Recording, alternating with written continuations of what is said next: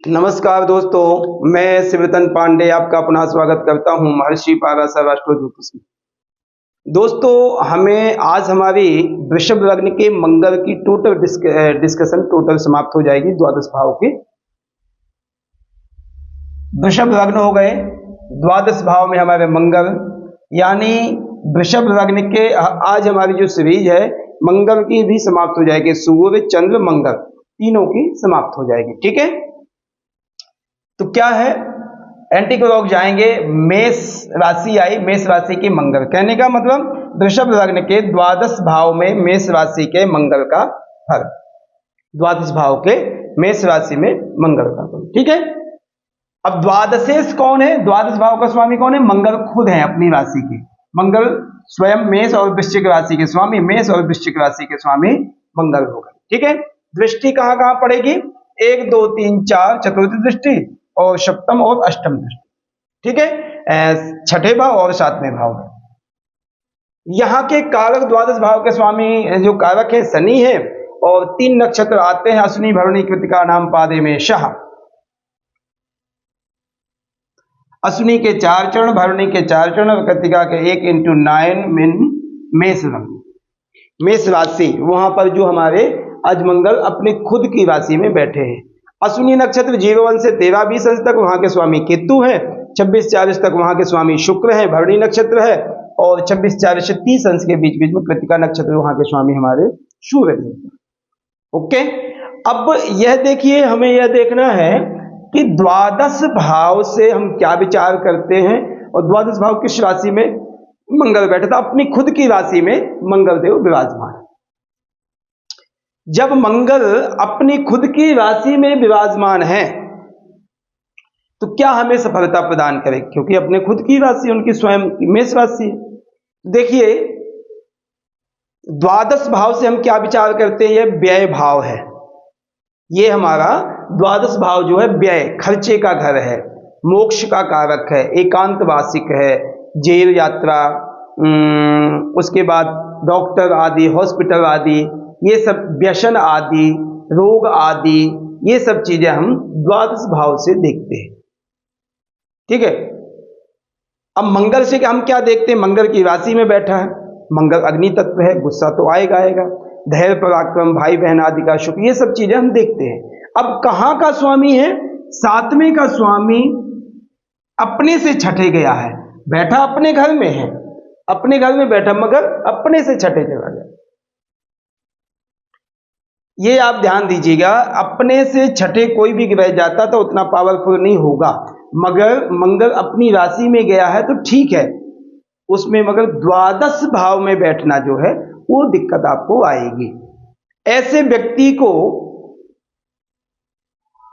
विदेश से यात्रा करनी, घर से बाहर रहना, घर के लोगों से दूर रहना, ये सबसे ज्यादा भाता भी है और फायदा भी करेगा। एक पार्टनर से भी दूर रहना, ये बात का ध्यान देना। पार्टनर यानी सप्तम भाव, पार्टनर से यानी अपोजिट, यानी पति या पत्नी कोई भी, उससे भी ज्यादातर दूर रहने की कोशिश करेगा एकांत में, क्योंकि ये द्वादश भाव से हम एकांत देखते हैं। ऐसा व्यक्ति विदेश में जा सकता है, अपनी पत्नी के द्वारा जा सकता है, स्त्री के द्वारा, पति के द्वारा, अपने सामने वाले व्यक्ति के द्वारा जा सकता है, या विवाह के बाद जाएगा। ठीक है, ये हो सकता है। पार्टनर के साथ, पार्टनरशिप में भी जा सकता है, बिजनेस पॉइंट ऑफ व्यू से भी विदेश के लिए जा सकता है। ऐसा व्यक्ति खर्चा तो करेगा, खर्चा ऐसा नहीं आप कह सकते हैं कि खर्चा नहीं करेगा, खर्चा तो करेगा, ऐसे व्यक्ति का स्वभाव होगा। ठीक है, अड़ियल स्वभाव भी होगा। आप ये कहो कि लग्न से ही हम स्वभाव देखते हैं, मगर मंगल यदि ऐसे भाव में बैठा है और शुक्र ठीक ठाक बैठा तो थोड़ा अपने जिद्दी स्वभाव का होगा, तुरंत रिजल्ट देने वाला होगा। यदि एग्जाम्पल आपकी किसी से बहस बसाई हो गई तो उसमें लड़ने को तैयार हो जाएगा। ठीक है, क्योंकि मंगल द्वादश भाव में बैठा। ऐसे व्यक्ति के लिए व्यय खूब करेगा, अपनी आय से भी ज्यादा खर्च करने की कोशिश करेगा। ठीक है, उसमें हम थोड़ा सा बुध का भी स्थिति देखेंगे, ये धन कितना आ रहा, मगर खर्च करने में क्षमता रखेगा और इज्जत मान सम्मान के पीछे पैसे की वैल्यू नहीं रखेगा। ठीक है। पति पत्नी के संबंधों में भी थोड़ा बहुत बिगाड़ पैदा होगा और हो सकता है कि आप अपने पार्टनर के साथ में फाइट करने को भी तैयार हो जाओ। कभी कभी फाइटिंग भी हो सकती है, लड़ाई झगड़ा भी ऐसा हो सकता है। क्यों? ये आप यह कह सकते कि अपनी राशि में बैठा, मगर अपने से छठे जाना द्वादश भाव कोई पति पत्नी के रिलेशन, क्योंकि यहां पर सैया सुख का काम है। यहां हम सैया सुख देखते हैं। क्या आपको पति पत्नी के रिलेशन बैलेंस कैसे होगा? आपको बेड का सुख है, पत्नी का सुख है, सेक्स का सुख है कि नहीं है? तो ये सब चीजें द्वादश भाव से हम देखते हैं। वहां पर अपनी राशि का जब मंगल आ जाएगा तो एग्रेसिव भी होगा। यदि उसकी इच्छा पूर्ति नहीं है एग्जाम्पल, तो आपके साथ फाइट भी करने को तैयार हो सकता है, एग्रेसिव हो सकता है।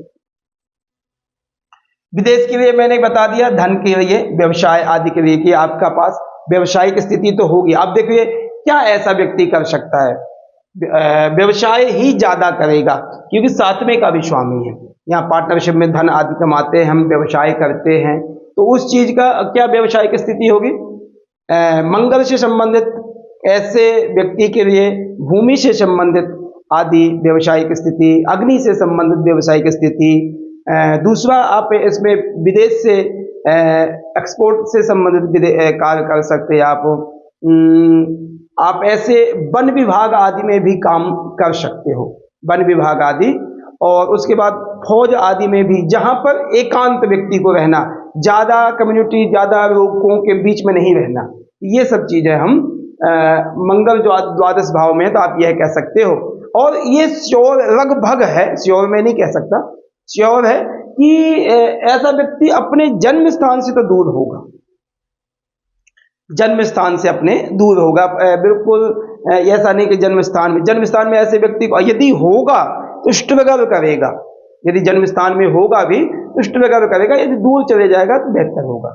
ऐसे व्यक्ति को अपने जो पारिवारिक घर के हैं मेंबर, वो इतना लाइक नहीं करेंगे, इतना अच्छा से नहीं समझेगा। बाहर के लोगों से पूज्य होगा, बाहर से लोगों को बड़ी रिस्पेक्ट खुद भी देगा और खुद मिलेगी भी। ठीक है, ये स्थिति हम द्वादश भाव के मंगल की समझ सकते हैं। चतुर्थ दृष्टि तृतीय भाव को डालेगा और ये नीच दृष्टि होगी। भाई बहनों के संबंधों में भी कुछ न कुछ ऐसा होगा उसको कि जब भी कोई बंटवारा का समय या कोई प्रॉपर्टी बटी जानी, तो उसमें कुछ यही देखेगा, ये नहीं देखेगा मेरे छोटे भाई है मैं दे दूं। उसमें भी कुछ न कुछ खींचातानी होगी, तो आपस में मतभेद, विचारों में मतभेद होगा। यदि चंद्रमा ठीक है तो संबंध अच्छे होंगे, नहीं अन्यथा बिगाड़ पैदा होगा। मंगल की सप्तम दृष्टि जाएगी छठे भाव को, रोग भाव को, दुश्मन भाव को। रोग आदि से तो पीड़ित होगा ऐसा व्यक्ति, ऐसा नहीं है कि रोग से पीड़ित नहीं होगा, रोग से पीड़ित होगा मगर शत्रुओं से पीड़ित नहीं होगा। यह स्वाभाविक है कि अपने छठे भाव को, अपना उनका खुद छठा भाव नहीं है, कारक वहां के हैं, तो जब दृष्टि डालेंगे तो थोड़ा बलवान रहेंगे। और यहाँ पर रोगों से पीड़ित रहेगा क्योंकि शुक्र की दृष्टि को डालेंगे, लग्नेश है शुक्र। ठीक है, तो गुप्त इंद्रिय बीमारियां आदि, ऐसे ब्लड से संबंधित बीमारियां आदि, रोग आदि आपको लगेंगे। ठीक है। अष्टम दृष्टि वृश्चिक राशि में, वृश्चिक राशि कहाँ है? सप्तम भाव में। सप्तम भाव को अपने देखेंगे तो यहाँ पर विचारों में थोड़ा मतभेद होगा मगर संबंध इतने बिगाड़ नहीं पैदा करेगा। और जाकर के व्यवसायिक स्थिति, पार्टनर स्थिति अच्छी रहेगी।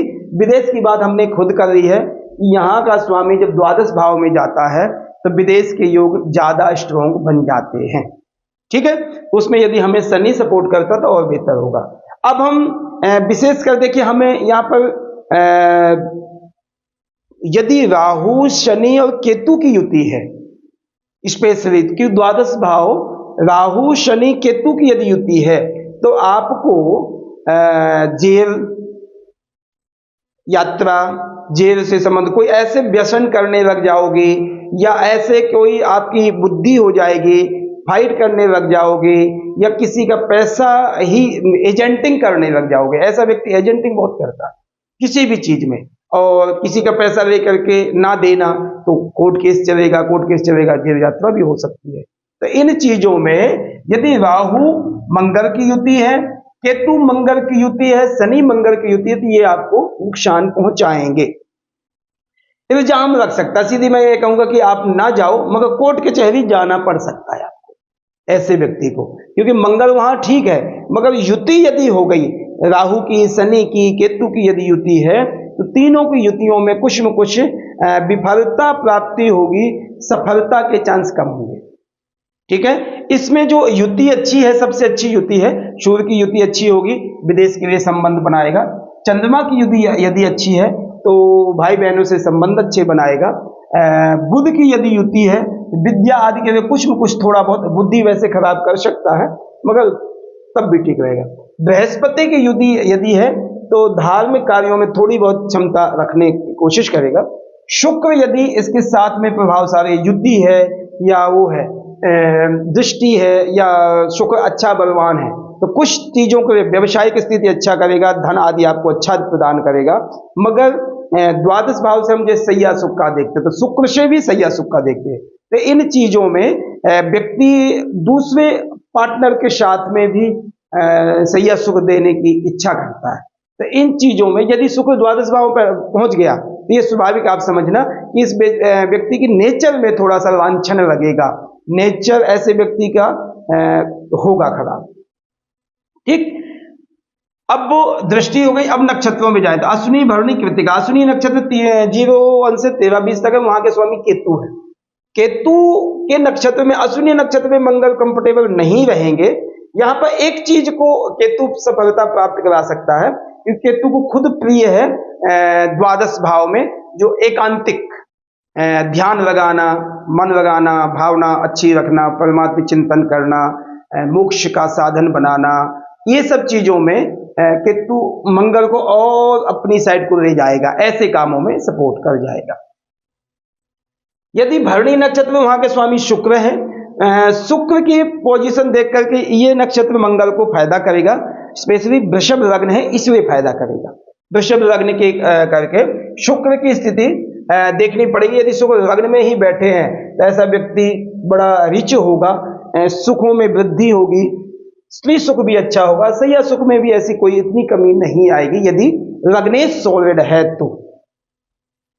एग्जाम्पल लग्न प्रथम भाव, द्वितीय भाव, चतुर्थ में भी लगभग ठीक रहेगा, पंचम अच्छा है, चतुर्थ उतना अच्छा है, पंचम है, सप्तम है, नवम, दसम और एकादश, इन भावों में यदि शुक्र है तो काफी हद तक आपको सपोर्टिव मंगल को एनर्जी देगा।